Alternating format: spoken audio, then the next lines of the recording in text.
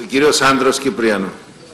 Και μετά ο κύριος Αδάμου. Πρώτα κάποιος καπνίζει, κύριε Πρόεδρε, είτε στους διαδρόμους γύρω από την αίθουσα, είτε στην αίθουσα. Δεν γίνεται να καπνίζουμε και να ανοιχτές οι πόρτες. Πρόεδρε, σύναξε το παιδί δική σου παραπάνω. Είπα να μην χαλασά από εκεί πίσω. Είπα να μην σύναξε.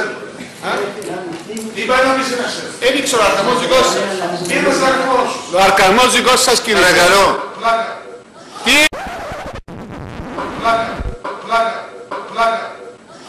Τι με κοιτάζεις έτσι βλάκα, βλάκα, βλάκα.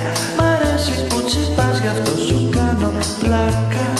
Κύριε Πρόεδρε, νομίζω ανεχτήκαμε πολλά σου τη... Παρακαλώ. Είναι η τελευταία συνεδρία. Εγώ απαιτώ απολογία. Εδεχτήκαμε το Καρακιόζης, εδεχτήκαμε Βρυσές. Το βλάκα το δέχομαι...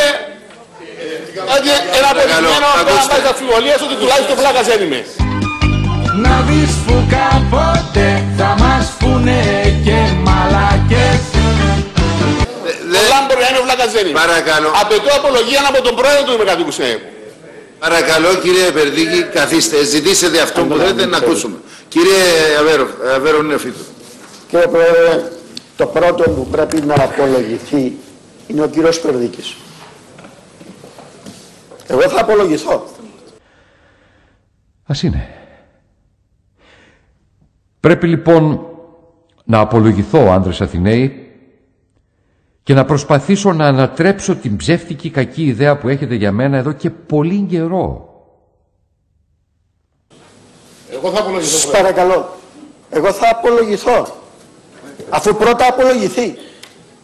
Είναι εδώ και μερικά χρόνια που επί παντός επιστητού είναι ο καθηγητής που θα βάζει σε τάξη όλους.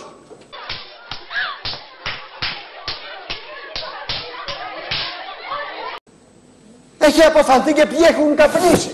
Καλό. Για να τους συνάξουν. Άρα να συνάξουμε όλη τη γλώσσα μας. Σύναξε.